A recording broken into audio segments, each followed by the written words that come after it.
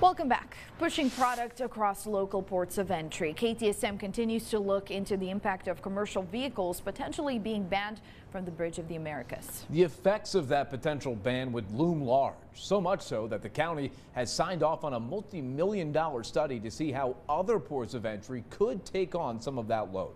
Our KTSM 9 News reporter Diana Castillo brings us more. Zaragoza, Santa Teresa, and Tornillo are ports of entry that could soon see increases in traffic if commercial vehicles are banned at the Bridge of the Americas. That's pushing officials to look at as many options to make these crossings as effective as possible and keep costs and wait times down for companies. El Paso County has started a multi-million-dollar study to see how Tornillo can meet those needs. A lot of the study is going to be focused on identifying what the operational or mobility efficiencies are of potentially using the Tornillo port of entry, but it'd also be to help us identify what are those next steps, what are those things that might increase cargo, right, or traffic, like commercial traffic.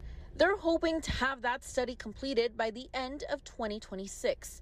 At Santa Teresa, they've already received a study that could lead to more lanes. General Services Administration, GSA, just did a feasibility study on modernizing and expanding the sanitary support of entry. And what they are recommending in that study is that we go from 3 northbound commercial lanes to 14. And they're recommending that we go from 4 northbound private vehicle lanes to 12, and then adding a couple of more lanes going into Mexico. However, we spoke to truckers who tell us that both the Tornillo and Santa Teresa ports pose some issues. They say both are far and that Tornillo is not the safest. I've never known of anything, but there's talk that the mafia is there that controls that part of Juarez. So the fear is that they would assault us and rob our trucks.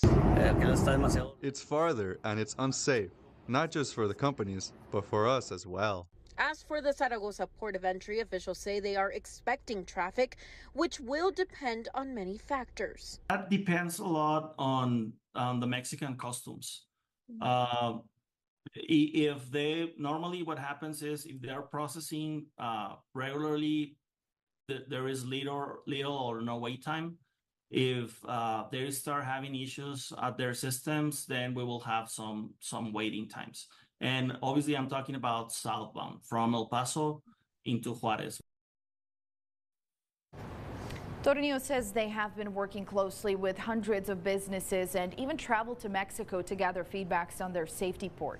The U.S. General Services Administration says that the public has until November 4th to comment before they move forward with their decision to ban commercial traffic at the Bridge of the Americas. And for more information, you can head on over to our website. That's KTSM.com.